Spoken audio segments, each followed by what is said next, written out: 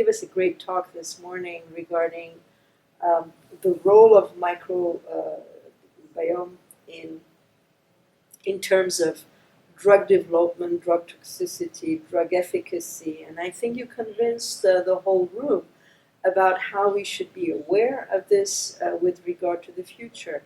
Just tell us who you are, what is your background, and then we can go further. Sure. So I'm a professor of gastroenterology in Paris. The effect of the gut microbiota in terms of disease pathogenesis is obvious for gastrointestinal disease, and this is where everything started, notably for inflammatory bowel disease. And we know in this disease that the gut microbiota is important for decades. And actually a model for evaluation and then looking at it in the other diseases. Exactly. So this disease is currently the most advanced, and many others are followed. There are many other diseases in which the gut microbiota is involved. This is the case in extraintestinal inflammatory disease, in metabolic disease, diabetes, obesity, very possibly also in neuropsychiatric disease, and also in kind of cancer. Yeah. It's very important in different types of cancer. It can be important as an initiation factor, notably when you think about colorectal cancer. The microbes here can have a role in inducing the first mutation leading to cancer. The microbiota can also have a role in the proliferation of the cancer cells, and finally in the response to treatment, and notably in the resistance to treatment. Actually, I started to work on the gut microbiota almost 15 years ago. So at this time, it was not really fancy to work on this topic. I started with descriptive study, looking at the difference in the gut microbiota of patients with inflammatory bowel disease compared to healthy subjects. And actually, rapidly, we pointed out striking differences. And notably, we saw that one important bacteria, Faecalibacterium prosnitzii, was missing. Then we had other data suggesting that this bacteria was particularly important. We hypothesized it could have anti-inflammatory effects, and actually we showed it in different studies. And that was a starting point, and then I dig into this microbiome world, and I'm now working on the role of gut microbiota in different diseases, and also how, as a biomarker in terms of prediction of severity of disease and therapeutic response. So you were a very, very clever guy to know what could be the future, and when you started to work on that, which is great for the new for those who are younger who are listening to this, to realize that we have to think beyond what the knowledge is at the time we are doing, so that we could go to the advanced therapy. So now regarding the drugs, what can be the relationship between microbiome and the drugs? So we know there are many studies about pharmacogenetics. So the role of our human genes in the way we are responding to drugs.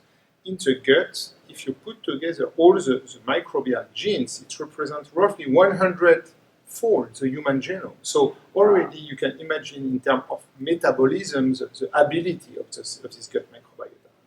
And so actually there are many data now showing that the microbes can transform the drug we are taking. So it can be transforming an active molecule into an inactive molecule, leading to basically a resistance to treatment. It can also be transforming the drug into a toxic metabolite, leading to side effect and basically drug toxicity, leading also to inefficacy. The microbiota can play other role. For example, there are many data suggesting that the microbiota could be a kind of intermediate target. So, for example, there are data showing that metformin in type 2 diabetes acts at least partially through an effect on the gut microbiota. So, and you also talked about the fact that microbiome can be an inducer, a stimulator, Yes. even for a drug response, right? Exactly. So this is the case, for example, for some chemotherapy or at least anti-cancer treatment, such as immune checkpoint inhibitor. So there are now several studies showing that based on your gut microbiota, your basal gut microbiota, you will respond or not to this type of very important treatment. And so currently there are many studies investigating which bug could play a role. And actually, if we can identify such bug, we can imagine giving this bug on top of the immune checkpoint inhibitor to increase the efficacy of this drug. That's really amazing. Now, could you give us one example, for example, regarding drug toxicity that may be related to microbiome? Sure. We know that irinotecan, which is a chemotherapy used in several cancers, has as a main toxicity the gastrointestinal toxicity and diarrhea. And actually, it is known for around 10 years now that this drug is transformed in the liver into an inactive product, which then is secreted through the bile into the gut. And in the gut, some bacteria are able to convert back the inactive metabolite into the active product, leading to diarrhea and to side effects. We heard recently about a paper that you mentioned also during your talk regarding Parkinson's disease. This is a paper that has been just published in Science by an American team from Boston, showing the effect of the microbiota as basically a pharmacokinetic actor.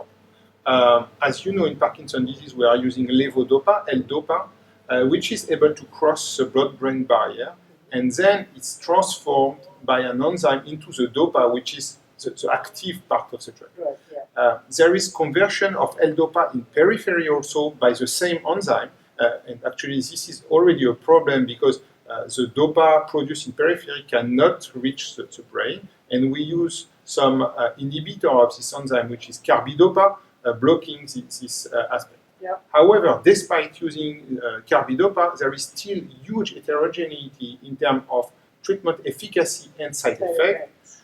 And basically, this team asked the question whether the gut microbiota could be an actor here.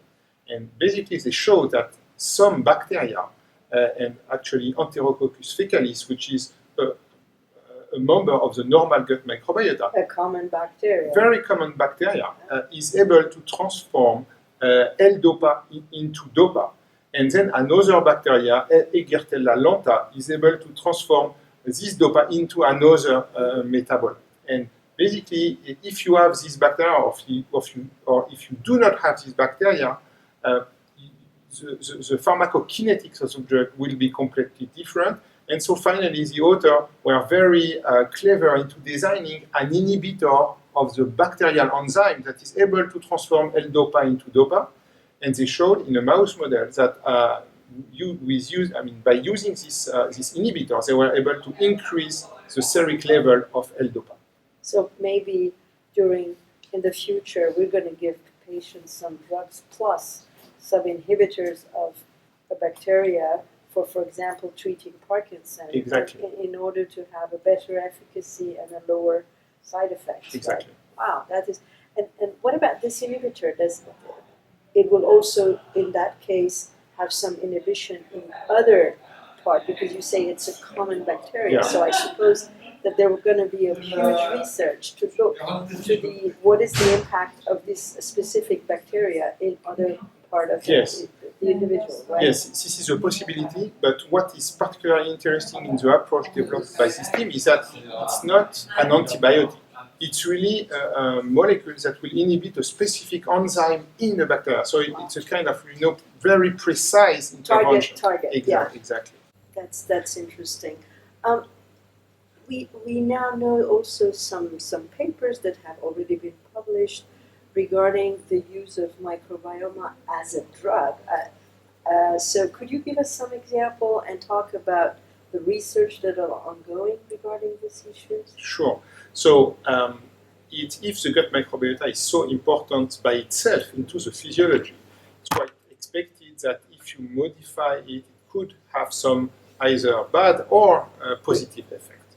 And so there are now many diseases for which we think the gut microbiota is involved.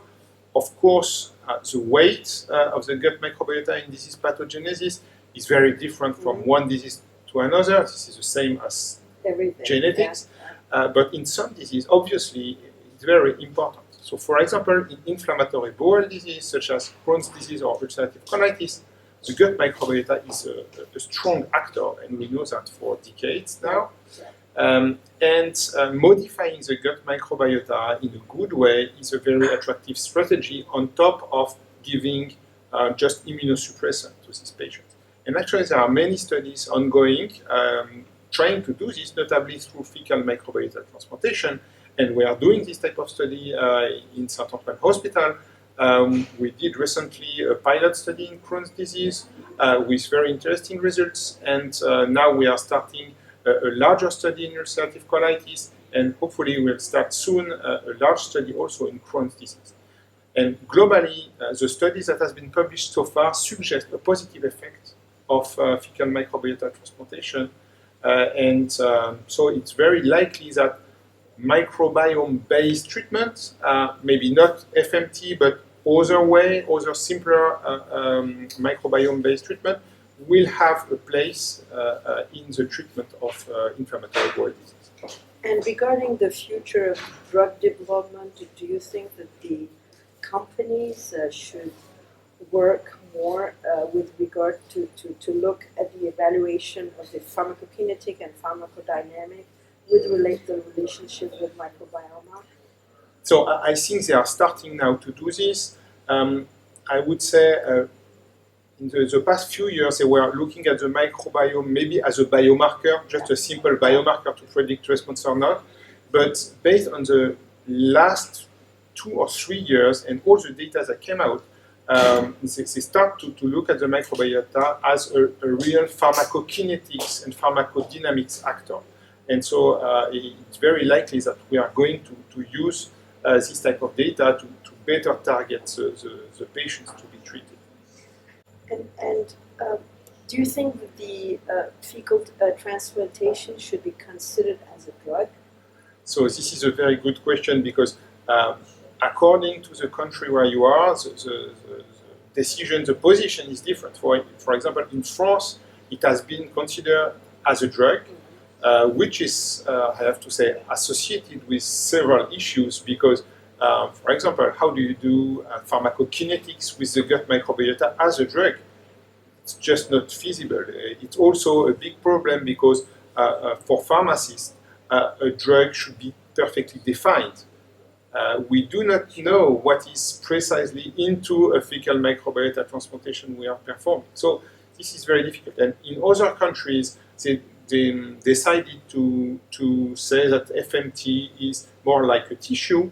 And in other countries, they are trying to define a specific path for this type of product. So, but transplantation can also be risky, as we heard recently regarding a trial in which a patient, I think, died. Yes. So what do you think about that? So this is, first it shows that fecal microbiota transplantation actually, as all active treatment, can have some side effects and potentially severe side effects. I do not know any real active drugs that do not have any side effects. So this is the first thing, and this is important also for the lay public because they often see this kind of treatment as no problem, no side effect, green treatment. I don't think it's true, and the problem that occurred a few weeks ago in the States, in USA, was related to an FMT in which there was some multi-drug resistant bacteria. And actually, these multi-drug resistant bacteria were not screened within this trial. And this bacteria was transmitted to 2 patients who were basically immunosuppressed, immunocompromised patients. Both of them had an infection and one of them died. So this is very important. FDA is looking actively into this. In France, for example, this specific problem is not actually a problem because both in clinical practice and in research, we have to screen for this type of bacteria. And do you know if there's any EMEA guidelines regarding transplantation, fecal transplantation? No, there is no European guidelines. Several countries did some recommendations. This is the case in France. There is recommendation for research and also for clinical practice. There is similar recommendation in other countries. There are some guidelines that have been published at the European level, but it's not led by EMA. It's more led by experts. And actually another one will be published hopefully at the end of the year. And a final question that actually raised during your presentation was regarding the use of probiotics by patients and all the advertisements regarding that.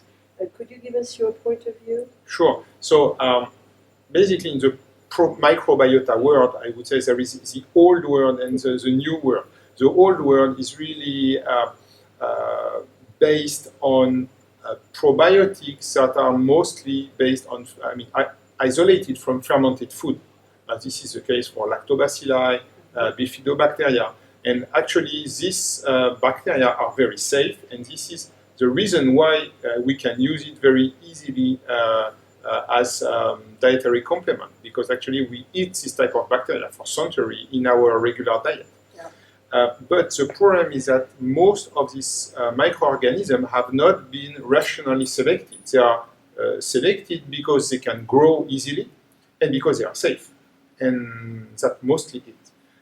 In the new, I would say, microbiota world, this is completely different. The idea is to use microbes that have a biological effect, and actually strong biological effect, as they are isolated in the gut of normal human and selected for their biological effect. So this is completely different. There are many issues also associated with this. The first thing is that in terms of regulation, this is completely new. Yes. And again, this is the regulatory path for this product is completely new, and actually it is developing with the industry. And the framework is called live biotherapeutics. And we'll see in the next few years what is the path to develop this kind of product. Harry, could you also talk about the future? About in your talk, you mentioned the postbiotics. Can you give us a bit about it?